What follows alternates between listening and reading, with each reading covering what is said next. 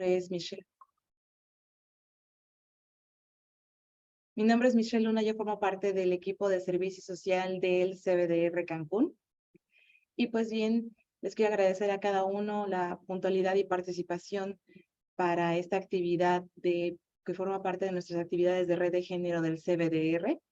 Y para el día de hoy contamos con una invitada muy especial que nos va a hablar acerca de un tema muy importante para todas las mujeres y también para los hombres, que trata acerca del dilema de las mujeres en los espacios laborales. No obstante, es importante mencionar que esta sesión será grabada, como ya vieron, y será compartida en nuestro canal de YouTube. Cualquier pregunta que tengan, si la pueden comentar en el chat y al final será respondida, así como también un cuestionario que se les va a enviar al final de esta videoconferencia si nos apoyan a responderlo. Pues bien,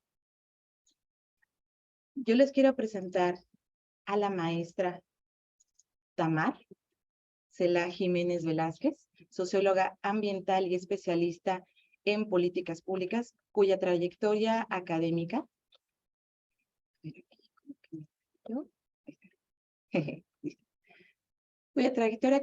empezó en la Universidad Autónoma Metropolitana Unidad Xochimilco. Es especialista en políticas públicas y gestión energética y medioambiental por la Flaxo México. Hizo su maestría en Ciencias Sociales y Humanidades con especialización en estudios socioterritoriales por la UAM Coajimalpa y la Universidad Autónoma de Madrid. Y actualmente es doctorante en el programa de Ciencias en Conservación y Patrimonio Paisajístico del Instituto Politécnico Nacional. También cuenta con una gran trayectoria laboral porque se ha desarrollado en el sector público y privado. Ha sido profesora también de nivel medio superior, nivel superior y posgrado, así como servidora pública y consultora independiente. Además, pertenece a esta red tan importante que es la red de género del Instituto Politécnico Nacional. Y algunos de los temas en los que se especializa la maestra es en conferencias de nivel internacional y nacional, en líneas de investigación como lo es el medio ambiente, políticas públicas, comunidades, cambio climático, género, feminismo y metodología aplicada. Sin más preámbulo, pues le doy la bienvenida a la maestra Tamar Cela Jiménez Velázquez, que nos hablará de este tema que trata acerca de los dilemas de las mujeres en los espacios laborales. Bienvenida, maestra. Adelante. Pues muy buenos días a todas y a todos. Muchas gracias por la maravillosa presentación, Michelle. Siempre excelente en tu trabajo. Y también pues agradezco a las personas que están conectadas. Sé que hay quórum de parte de ustedes allí en Cancún y seguramente habrá más personas que se unan. No me resta más que agradecer de la manera más humilde y respetuosa por darme este espacio para poder compartir con ustedes. Espero que haya ellos y ellas y oyes y todo lo demás, porque me gusta que estos diálogos sean ricos y que para que sean ricos necesitamos escuchar y conocer los puntos de vista de la comunidad, ¿no? Por comunidad me refiero a los seres humanos en general. Bueno, el día de hoy voy a platicar de cosas muy sencillas, ¿sí? La idea es que hablemos desde una plática entre amigos y amigas y podamos explicitar un poco cuáles son los dilemas que vivimos las mujeres y también los varones en la vida cotidiana. Para eso me voy a permitir hablar un poco de 3 conceptos básicos para poder ir aterrizando de lo que venimos hablando. Primero es el concepto de feminismo, luego vamos a hablar del concepto de género y luego vamos a tratar el tema de la perspectiva de género, para ver cuáles son las grandes diferencias y cómo es que se colocan o cómo es que podemos entender hacia dónde se están moviendo, ¿sí?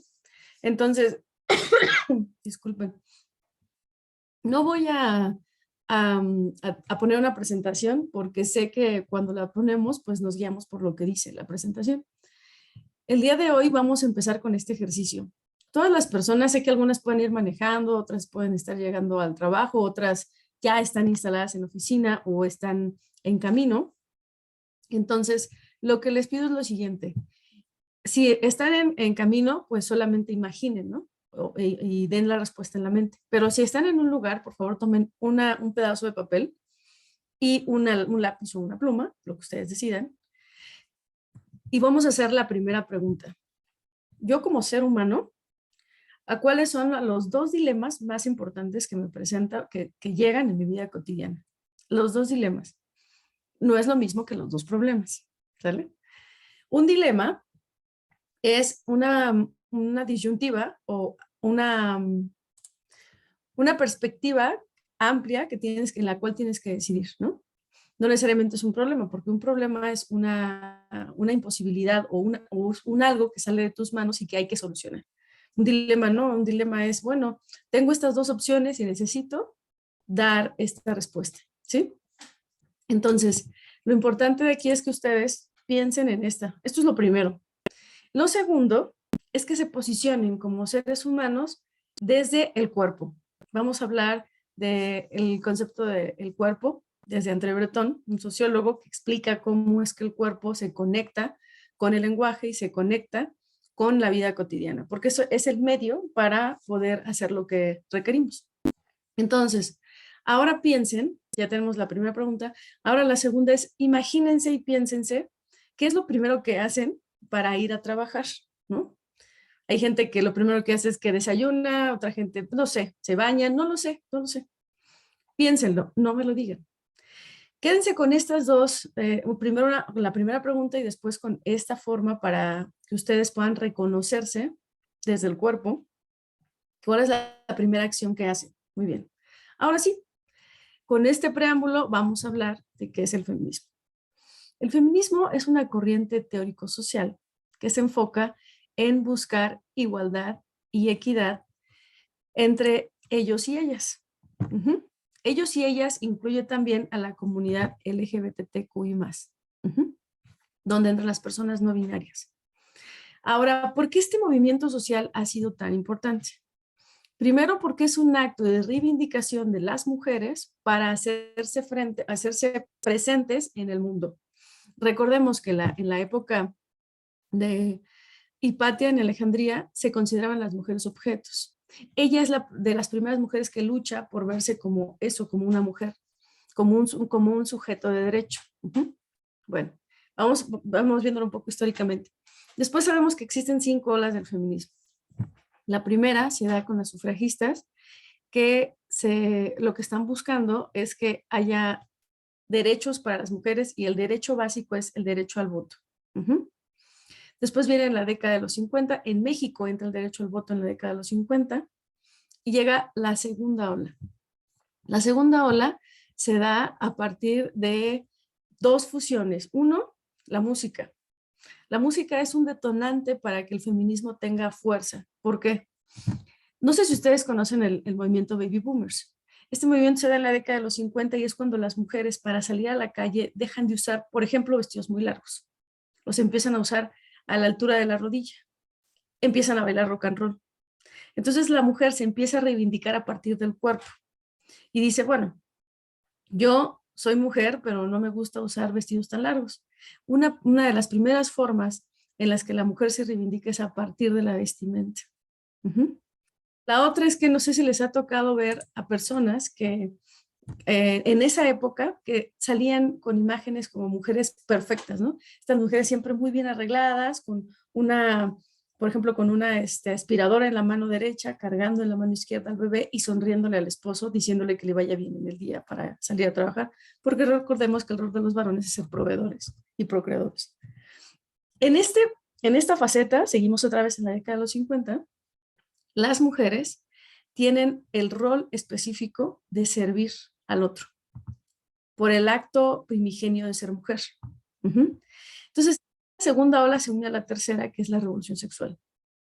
En la revolución sexual lo que hacen las mujeres, y esto es muy interesante, la revolución sexual empieza por un acto que muchas personas dirían, ay, no es nada para la actualidad, pero que una mujer saliera con una minifalda, eso era impensable. Entonces, el movimiento se da a partir del uso de las minifaldas.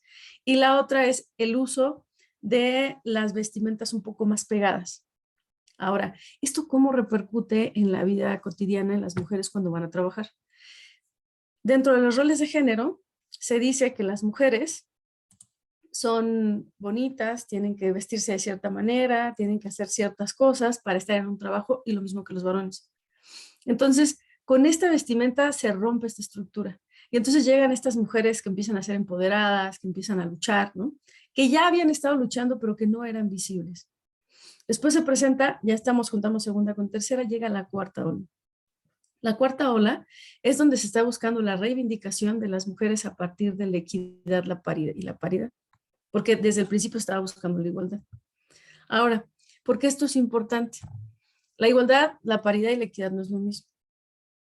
La paridad se da a nivel político, y ustedes lo han visto, es donde buscan que el mismo número de hombres y de mujeres estén en puestos de decisión. La equidad es entender que somos diferentes, pero que tenemos las mismas posibilidades y las mismas oportunidades para lograr lo que deseamos. Y la igualdad es considerar que ellas y ellos son iguales para llegar al mismo punto. Pero no se habla de oportunidades e igualdades. Entonces, cuando se habla de igualdad, sabemos que eso no puede ser, porque de entrada somos personas con diferentes formas de ver la vida. Entonces, lo que nos difiere, nos identifica, pero al mismo tiempo nos separa de las sociedades, el lenguaje, la raza, y por desgracia, no me gusta decirlo, pero en el mundo se ha clasificado a las personas, ¿no? Entonces, eso hace a que no haya realmente una igualdad, o que la igualdad sea una idea que se está buscando, pero que puede llegar a ser utópica. Bueno, hasta aquí vamos. La ola en la que estamos ahorita es la última, y lo que ya se está buscando es que ahora sí se rompan tres cosas básicas. Brecha salarial. La brecha salarial, ¿qué es eso? Trabajamos el mismo tiempo, por ejemplo, no sé, Michelle y otra persona trabaja, él es varón y Michelle, y trabajan el mismo número de horas, están los dos haciendo servicio social, y a las dos personas se les brinda un salario, pero sucede que a Michelle se le brinda un salario menos por ser mujer, con el mismo número de horas, con el mismo número de actividades. Entonces la brecha salarial es eso, que no se corte, que no se les dé menos a ellas por ser ellas, que se les dé lo mismo porque tienen la misma capacidad, tienen la misma posibilidad y tienen los mismos conocimientos. A veces unos tienen diferentes, ¿no? Como es parte de la vida. Bueno, entonces en esta quinta ola lo que se está buscando, lo que se está proponiendo es que realmente se rompa, les digo, la brecha salarial. La segunda cosa que se tiene que, o que se está buscando que se quite, es considerar que las mujeres viven en un sistema de opresión. El sistema de opresión, de acuerdo al feminismo, es cuando se habla del sistema heteropatriarcal. ¿Qué es eso? Heteropatriarcal es que son ellos los que dividen, los que dominan. Y ahora se está buscando que se trabaje desde la igualdad, la equidad y la paridad. Esta quinta ola está ahorita atravesada por mujeres pues muy empoderadas, ¿no? Mujeres que están luchando por el bien común, que están luchando porque se dé todo esto. Y se da en todas las esferas, en la esfera política, cultural, económica, ambiental. Y la tercera característica es que están buscando que el androcentrismo se rompa. El androcentrismo no es más que pensar que el hombre es el centro del universo y todo gira en torno a él. Entonces, como él es el centro, él es el que dirige, él es el que propone y es el que dispone. Entonces se está buscando quitar esto. Hay muchos tipos de feminismo. Existe el feminismo comunitario, que es un feminismo indígena que nace en América Latina. Existe el feminismo que seguramente ustedes han escuchado de Simone de Beauvoir. Ese es el feminismo más común, porque es un feminismo desde Europa. Existe el feminismo radical, donde lo que se está buscando es que las mujeres, que se haga un cambio desde la raíz, es decir, que esto no quiere decir que estén por encima de los varones, ¿eh? Eso no es feminismo. Es buscar que realmente los tres ejes se den desde el inicio, es decir, que se pueda ver que los cambios están desde las bases. Las bases son las instituciones, y las instituciones son la familia, la parte educativa y el entorno. Estos tres espacios son los que hacen a que decidan cómo es que una sociedad se estructura o se desestructura. Y bueno, regresando a este punto, dentro de esta quinta ola también está el feminismo intelectual. En este feminismo las mujeres están luchando porque se les dé un lugar o un posicionamiento dentro de la vida académica, pero también que se les dé un lugar a las mujeres que venimos detrás. El feminismo intelectual está trabajando con literatura, con talleres. En la unidad de género ayer nos dieron un curso acerca justamente de cómo ser mentoras feministas para personas o chicas que vienen de preparatoria y están en licenciatura, ¿sí? Dentro de esta quinta ola también está el ecofeminismo. El ecofeminismo nace en la década de los 70 en África con una mujer que apuesta a que el ambiente es parte de ellas. Entonces se ponen a plantar árboles y dicen, oye, no es plantar por plantar, es un hijo que estamos dejándole al mundo. Esta idea viene desde Heráclito e insisto, también viene desde la época de Hipatía de Alejandría. También dentro de esto está el feminismo cultural y el ciberfeminismo. Ustedes saben que existe la ley Olimpia. La ley Olimpia que hace frente a los problemas cibernéticos cuando te sacan un video y tú no quieres, cuando te violentan desde la parte virtual. Bueno, esta ley Olimpia en parte es apoyada por el feminismo cibernético. ¿Sí? El feminismo cibernético lo que hace es que va a luchar porque ellas y ellos tengan las mismas oportunidades para hacer frente a un problema de naturaleza virtual y también donde cierran espacios para problemas pues de índole sexual o de acoso desde esas áreas. Bueno, con esto vamos a cerrar con feminismo. Si tienen alguna pregunta, apúntenla, por favor, con mucho gusto se las voy a responder. Ahora vamos a pasar al tema de género. Hasta aquí, ¿quieren un break? ¿Vamos bien? ¿No se han estresado? ¿No se han cansado? Estoy tratando de hacerlo muy, muy sencillo. ¿Sí? Bueno. Todo Miren. es muy entendible, maestra. ¿Cómo? Todo es muy entendible. Ah, muy bien. Gracias. Miren, el género, y esto lo voy a leer, es de un curso que tomé del Instituto Nacional de las Mujeres y de la ONU, y de ONU Mujeres. El género es un conjunto de ideas sobre la diferencia sexual. Se atribuye a las féminas y a los masculinos, a cada sexo, por sus actividades y conductas y los esfuerzos de la vida. Este es un concepto ambiguo, ¿sí? Porque dice un conjunto de ideas sobre la diferencia sexual. Esa es la base. El género va a ser una diferencia sexual. ¿Por qué? Si bien es cierto que cada ser humano nace con un sistema reproductivo tanto femenino como masculino, el género es un concepto desde la parte social. Es decir, el género va a ser determinado por la sociedad. Y un ejemplo clásico es las mujeres las vestimos de rosa y los hombres los vestimos de azul, porque los hombres son fuertes, les gusta jugar con herramientas y las mujeres son sensibles y les gusta jugar con muñecas. Esto que acabo de decir, esto es el género. El género es como los seres humanos decimos socialmente qué debe hacer cada uno o cada una por ser un él o un ella. Por eso les dije al inicio que las personas que son no binarias son muy importantes, porque están haciendo un rompimiento muy interesante.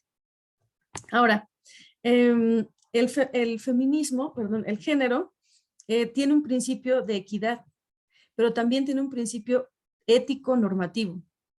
¿Cuál es esto? ¿O a qué nos referimos con esto? Un principio ético normativo es muy sencillo.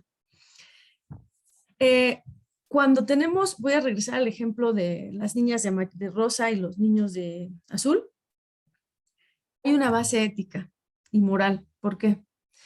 Los seres humanos, nuestra primera base es la familia. La familia se constituye a partir de usos y costumbres que a su vez están entrelazadas de la ética y la moral. ¿Qué es eso de la ética y la moral? Seguramente que hay gente experta y por favor me apoye, ¿sí? Moral es aquella forma en la que yo me construyo con un sistema de valores, ¿sí? Esa es mi moral. Entonces, mi moral va a dirigir mi ética. Por ejemplo, cuando dicen, no, es que Michelle es una chica muy respetuosa. El respeto es parte de su moral. La ética es cómo ejerce ese respeto en la sociedad. Entonces, cuando yo digo que Michelle es una mujer muy respetuosa, estoy hablando de que su sistema de valores es respeto. Y cómo lo ejerce es su ética, es decir, la aplicación de cómo tú puedes llevar estas cosas tan abstractas llamados valores a la vida cotidiana. Cuando se habla de que el género es, bueno, parte de lo ético, es que las familias tienen una forma de ver el mundo, eso se llama cosmovisión, y entonces van a asegurar o van a aseverar que los seres humanos que van llegando, hombres o mujeres, tienen que vivir de esta manera, porque de acuerdo a su forma de vivir, de acuerdo a su ética y su moral, la familia debe de arraigarse bajo estas perspectivas, ¿sí? ¿Por qué es importante saber esto? Cuando uno va a una casa y en esa casa la gente no come tortillas, es raro, pero puede pasar, y a uno le gustan mucho las tortillas, Uno lo que va a buscar es así una tortilla. Y si la familia les dice, aquí no comemos tortillas, hay un acto de sorpresa, pero también uno se siente incómodo o incómoda porque siente que no terminó ese proceso, porque desde su ética, su moral, es decir, desde su psique, hay algo que no está completo. Ese es el juego de los roles de género. Ese es el juego de saber por qué es importante y para qué es importante saber qué es lo que hacen ellas respecto a ellos, cuándo lo hacen, cómo lo hacen, pero sobre todo por qué y para qué lo hacen. Entonces, cuando dicen, no, es que el rosita es para las niñas, el rosa como color no es el tema.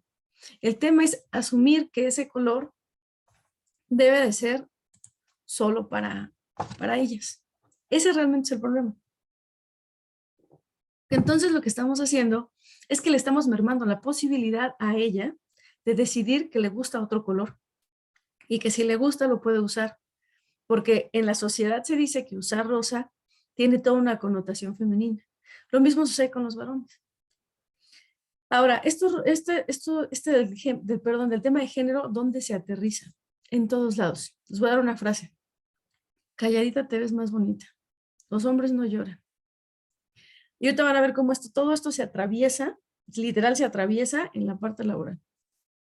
Si yo creo que vivir callada es una forma de belleza, también es una forma de cosificación hacia el ser humano. Porque entonces no voy a permitir ser, porque no voy a permitirme darme a la sociedad desde mi forma más amorosa o más natural, porque la sociedad me va a reprimir. Y la otra cosa que es importante que reconozcamos es que vivimos en una sociedad muy, muy dominante y violenta. Entonces, el ir contra el sistema es decir, me quiero poner un color amarillo, implica que la gente, empezando por la familia, te digan cosas como, ay, ¿cómo haces eso? No inventes, Michelle, no, tú deberías de... Y entonces vienen los conceptos de deber ser y de querer ser. El de... Es que yo estoy solo. Perdón, creo que alguien tiene abierto su micrófono. Ya voy a acabar. Gracias.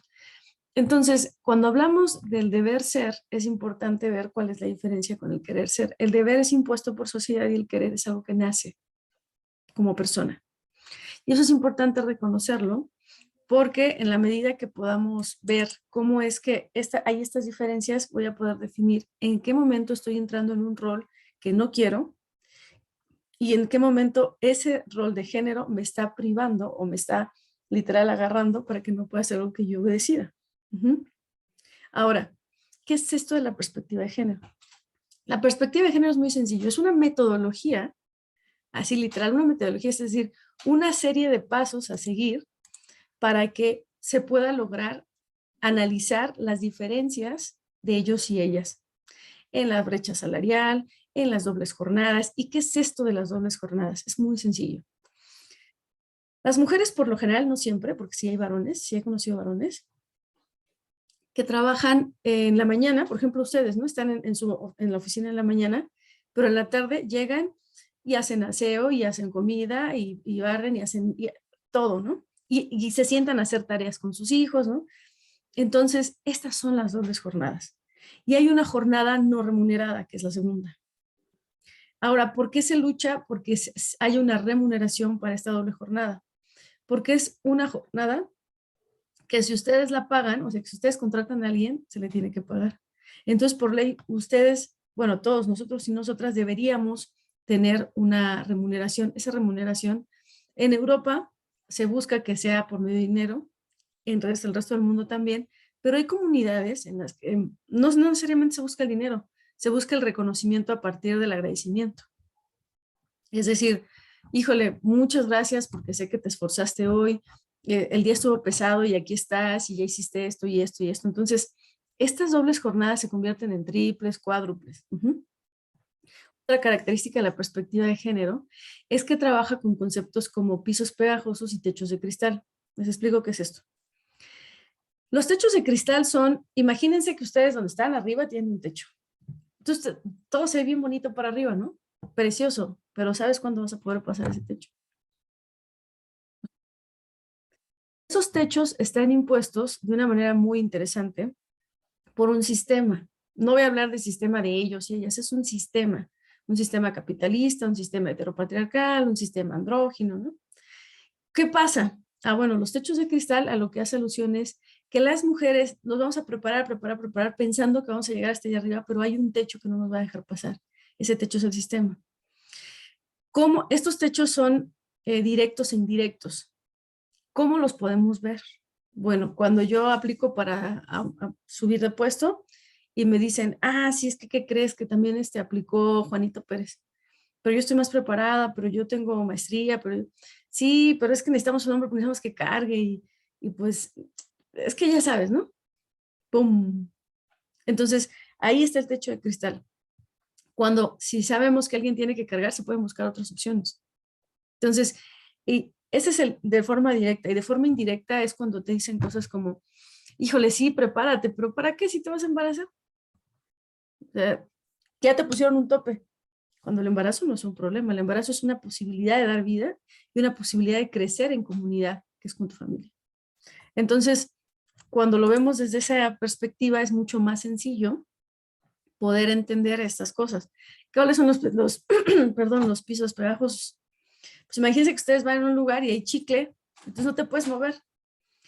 Son estas formas en las que la sociedad te hace ver que por ser mujer no puedes llegar y no te vas a poder mover de donde estás.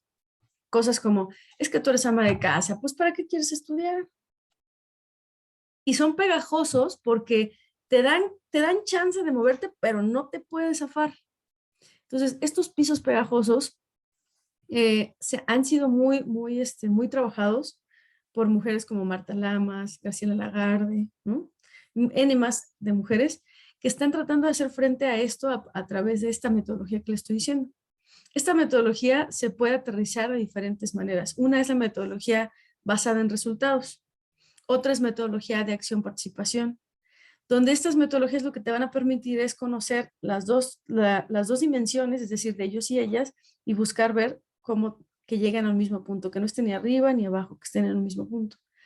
Ahora, la perspectiva de género es transaccional. ¿Esto qué quiere decir? Quiere decir que va a tocar los dos vértices, es decir, sí se van a tocar en algún punto, y va a buscar que haya un análisis horizontal, es decir, que no solamente ellos analicen o ellas analicen, sino que sean ellos y ellas. Y aquí entro con un nuevo concepto que se llama masculinidades. Es una corriente teórica que analiza cómo es que los varones se pueden construir desde otro lado, ¿no? Esto es decir, los varones dentro de sus roles los hombres no lloran, los hombres no se quejan, los hombres nunca les pasa nada. Entonces, por eso tenemos varones que no van al médico hasta que ya están en un momento álgido, ¿no? O tenemos varones que se enferman y nunca dicen nada, entonces fallecen y pues es que estuvo enfermo desde hace 5 años. ¿Por qué? Porque es una cultura. Para romper esa cultura llega esta corriente teórica de las masculinidades, donde se procura ver al hombre como eso, como un ser sensible, un ser amoroso, un ser necesitado que no solamente está acostumbrado a dar, sino que también pueda recibir. Con esto cierro este tema y voy a pasar al punto que nos concierne. ¿Cuáles son los dilemas a los que nos enfrentamos las mujeres? Primero voy a hablar a título personal y luego voy a hablar de las experiencias que he tenido trabajando en comunidades en diferentes latitudes, ¿no? El primer dilema al que yo me he encontrado es que hay una suerte de enojo por parte de ellas, a veces, de decir, es que como Michelle sabe más que yo. Y eso pasa porque culturalmente hablando se dice que las mujeres se atacan, y no es cierto. O sea, eso es una idea que se ha centrado. Palabras como, nos podemos herir, pero jamás nos haremos daño, ¿no?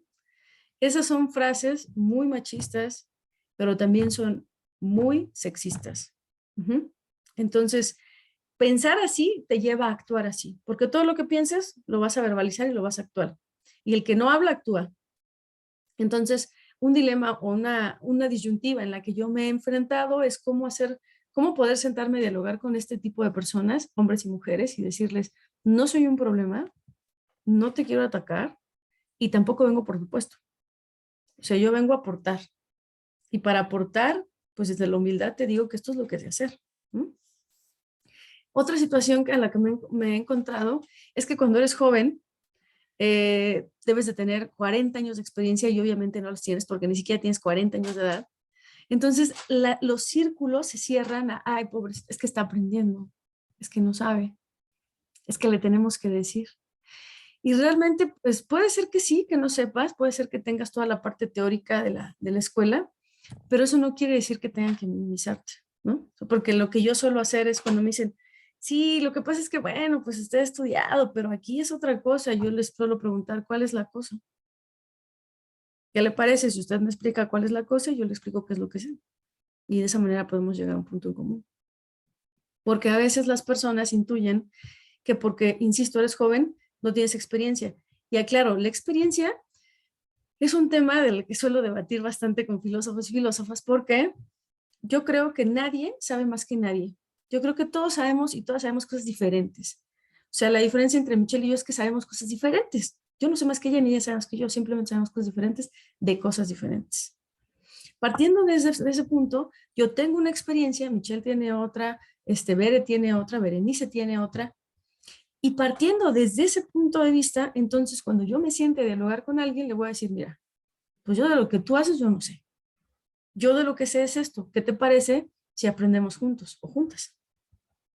Esto se vuelve a veces un dilema cuando estamos en espacios de mucha presión o donde hay mucho estrés laboral. Porque por lo general el estrés laboral se ejerce por un grupo de personas. Y ese grupo de personas, por lo general, no siempre, y esto lo voy a hablar desde la psicología social, se ejerce un miedo. Y ese miedo es, no quiero perder el puesto, llegó esta chava y sabe más, llegó este chico y sabe más. Cuando lo que hay que hacer es sentarse a dialogar y darse cuenta que eso no va a pasar. Pero es un tema difícil, es un tema que toma mucho tiempo y es un tema que hay que entender. Ahora voy a hablar, para cerrar, qué ha pasado con los casos que yo conozco. Los dilemas a los que yo he conocido que se han enfrentado las personas, en este caso voy a hablar de un varón y una mujer. En el caso del varón, que justo por ser varón, en un contexto de mujeres, uno lo enaltecieron demasiado y en otro lo bajaron.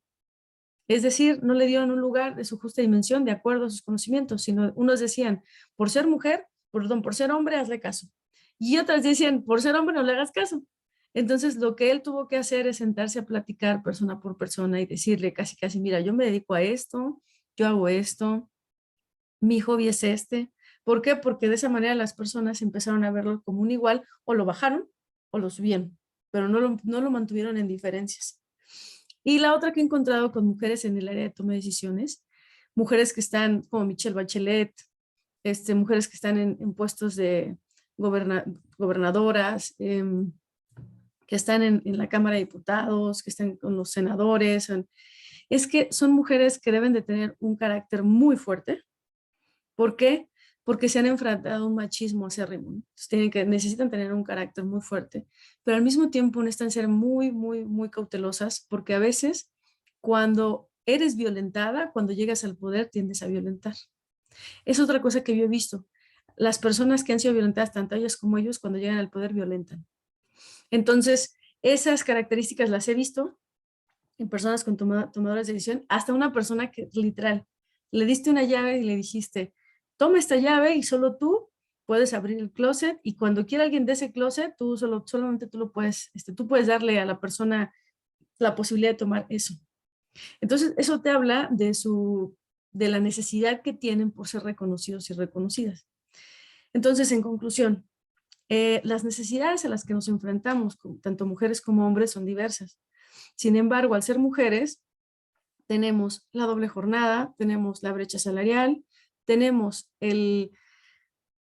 pues la idea de que ella me va a atacar cuando no es así, o buscar que no es así, que no sea así, de aquí el concepto de la sororidad, ¿no?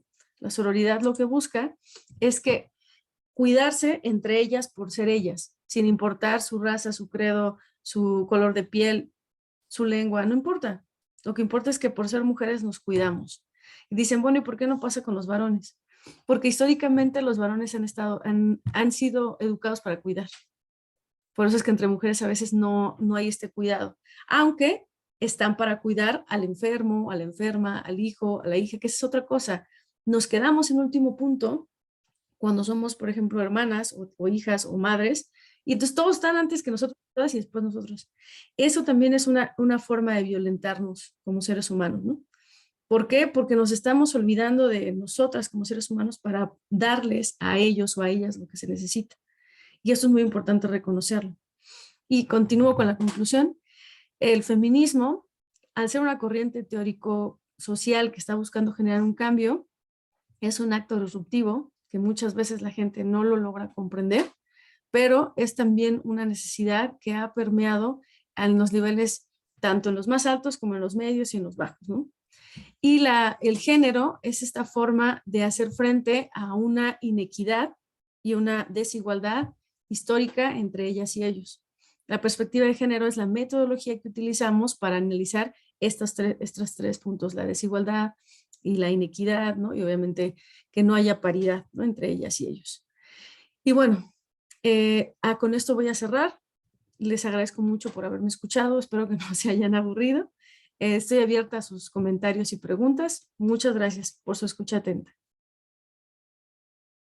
Muchas gracias, maestra Tamar, por tan interesante charla. Muchas gracias por compartir sus conocimientos con nosotros. No sé si alguien tiene alguna pregunta, se la puede escribir en el chat, por favor. Carlos Santín dice, ¿no será que toda diferencia creada, la violencia y los sistemas heteropatriarcales son en realidad trampas para desvalorizar y desempoderar a las personas con poco poder para ser más fácilmente explotables por los grupos que detentan el poder? Gracias. Pues mira, Carlos, yo te puedo comentar que la diferencia creada parte por un sistema, ¿no? Entonces habría que entender en qué sistema estamos. Cuando hablas de la violencia y los sistemas heteropatriarcales, tanto la violencia como los sistemas heteropatriarcales son parte del sistema capitalista. Cuando dices que son las trampas para desvalorizar y desempoderar a las personas con poco poder, bueno, primero es una redundancia, pero me parece que no necesitamos desempoderar porque la gente en sí no reconoce en qué lugar está posicionada en el mundo. Y en lo que dices de con poco poder para ser más fácilmente explotables, en eso coincido completamente contigo. O sea, la forma de explotación del hombre por el hombre, la forma más básica y cerril incluso, es hacer creer a él o a ella que no puede, que no sabe, porque no pertenece a un núcleo de poder, ¿no?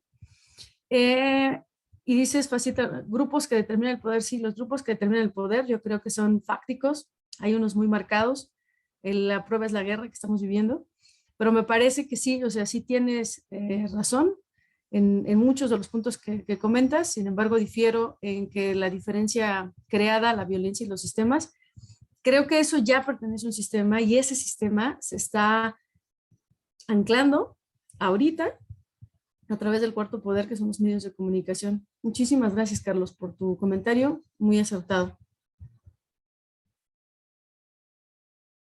Bien, Alejandra comenta, muchas gracias por la retroalimentación en este tema, felicitaciones. Berenice Rodríguez, las personas que se denominan no binarias, ¿a qué se refieren? Ok, las personas no binarias son aquellas que no se definen ni como ellos ni como ellas, sino son personas que pueden tener cambios en el proceso, ¿no? Cuando uno hablaba de una persona heterosexual, sabes que es una persona que tiene un gusto, tiene una forma de tener su sexualidad, ¿no? Y que tiene incluso como hombre o como mujer, tiene características definidas, ¿no? Y por características me refiero habemos mujeres que tenemos el cabello largo, que usamos aretes, que tenemos cosas que nos determinan. Los códigos los no binarios es que pueden estar cambiando y que no se asumen socialmente hablando como un él o como un ella. Gracias. Comenta, gracias, quedó muy clara la explicación. Y Ofelia Zurita comenta, agradecer por la información compartida y respecto a las dos primeras preguntas, dilema del día y para qué ir a trabajar.